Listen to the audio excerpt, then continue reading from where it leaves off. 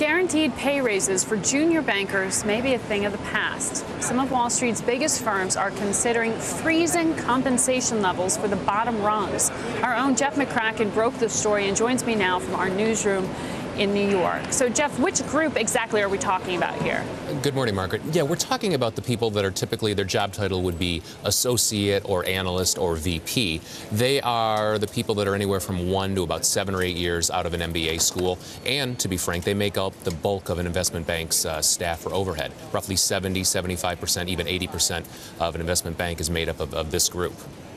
So is this going to be based on performance, or is this just going to be across the board a freeze here? This is a little bit of both, and it's going to depend on the bank, and it's going to depend on the position you've got within the bank. We know, for example, that Credit Suisse has already decided that they're going to go this route, that they're going to, at a minimum, freeze pay for this group of people.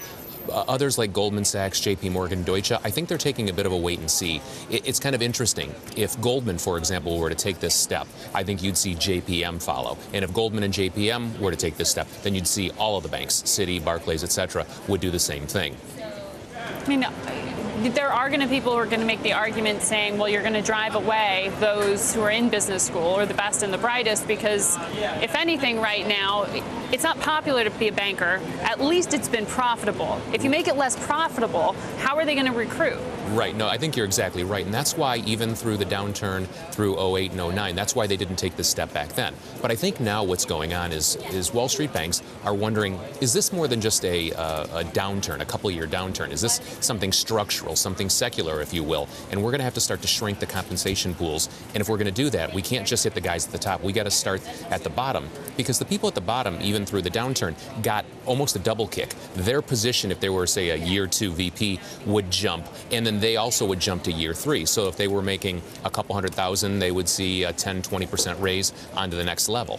And so they were kind of protected in the last downturn. And these, in so many ways, these guys are the workhorses, right? They're the ones who have to work the long hours. They're not getting the massive bonuses. But right. What kind of pay are we talking about here before we feel too badly?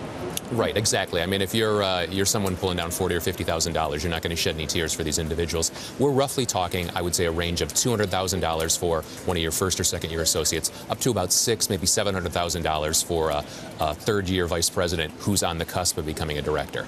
So in the past, if you were at 200, you could automatically expect a bump to, say, 240. That may change, or you'll stay at 200 and you'll get your 240, but it's going to be another year or two. And it might take you longer to pay back that student loan for your MBA program you just graduated from. To pay off your Wharton or Yale MBA. Jeff McCracken, it'll be interesting to see if this becomes the new norm. Appreciate it. I think you're asking a really good question. It could be, have a broad impact down the road. We'll track it. Thanks very much.